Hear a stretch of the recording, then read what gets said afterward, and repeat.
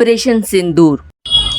नमस्कार दोस्तों, भारत ने दिया करारा जवाब। जी हाँ, पहलगाम हमले के बाद हर भारतीय के मन में यही था कि भारत सरकार जवाब क्यों नहीं दे रही है, क्या कर रही है, कब हमें हमारा इंसाफ मिलेगा। और आज भारत सरकार ने वो कर दिखाया है।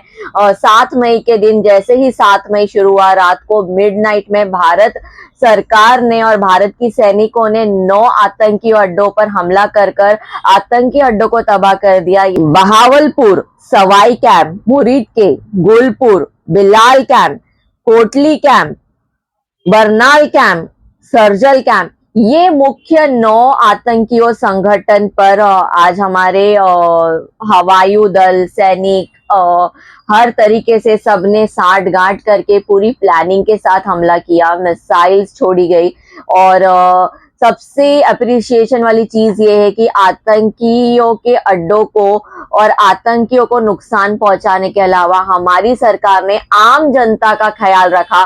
जो उन्होंने नहीं सोचा वो हमारी सरकार ने दिखाया कि हमारी सोच और हमारा हथियार सिर्फ अन्याय के खिलाफ उठता है।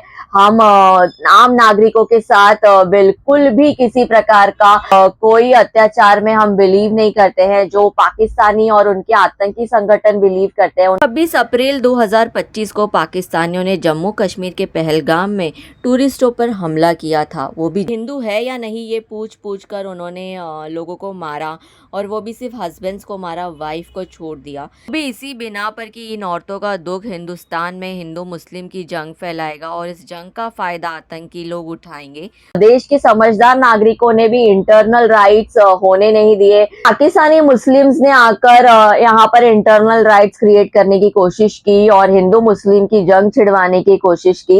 वही कुछ कश्मीरी मुस्लिम्स भी थे, आबिद जैसे, नजाकत अली जैसे, जिन्होंने अपने कंधों पर इंजर्ड लोगों को उठाकर वो भागे हैं। उन्होंने बचाने की कोशिश की है, उन्होंने आतंकियों का सामना किया है। तो सरकार को इन्हें सम्मानित करना चाहिए।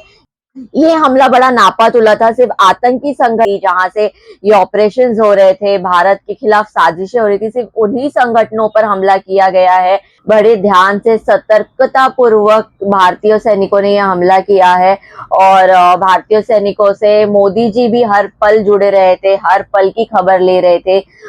इस हमले से किसी भी आम नागरिक को कोई भी हानि नहीं हुई है, लेकिन यह हमला काफी जरूरी था ताकि आतंकियों को भी पता चल सके कि भारत में वो अपनी मनचाही हरकतें नहीं कर सकते हैं, भारत मुंहतोड़ जवाब देगा। लेकिन इस हमले के साथ साथ हमें अपने बॉर्डर्स को भी सुरक्षित करना काफी जरूरी है, क्योंकि बॉर्डर्स पर भारत ही एक ऐसा देश है जो काफी लीनियंट लगता है। भारत के बॉर्डर से कोई भी घुस आता है, चाहे वो चाइना की तरफ की बॉर्डर कह लो, बांग्लादेश की तरफ की बॉर्डर कह लो, आप जम्मू कश्मीर साइड की बॉर्डर कह लो, तो हमें अपने बॉर्डर्स को सतर्क करना है। हमें दूसरे देशों से सीखना चाहिए। काफी देशों में उनकी बिना मर्जी के आप सांस भी नहीं ले सकते, उनके देश में घुसना तो दूर की बात है। तो ये अब हमें सोचना पड़ेगा, इस पे हमें वर्क करना पड़ेगा। हालांकि हमने ये मुंहतोड़ जवाब तो दे दिया है, लेकिन अगर हम पहले से ही स्ट्रिक्ट रहेंगे, बॉर्डर्स पे स्ट्रिक्टनेस मेंटेन करेंगे, सतर्कता मेंटेन करेंगे, किसी भी अरे गहरे को हमारे देश में एंट्री नहीं देंगे, तो पहलगाम जैसे अटैक होंगे ही नहीं और हमारा देश पहले से भी ज्यादा सुरक्षित रहेगा। उन सैनिकों को सलाम जो इस मिशन में शामिल थे, मोदी जी को सलाम जो जिन्होंने सैनिकों को छूट दी थी और ये ऑपरेशन बड़े ही ध्यान पूर्वक स्मूथली हो जाए, इसका उन्होंने पूरा ध्यान रखा। दोस्तों, वैसे तो आज मैं अपना एक पैकिंग वाला व्लॉग अपडेट करने वाली थी, लेकिन के लिए इतनी बड़ी चीज है तो वो सारी चीजें मायने नहीं रखती, ये मुद्दा ज्यादा मायने रखता है। एक भारतीय होने के नाते प्राउड फील करना जरूर मायने रखता है।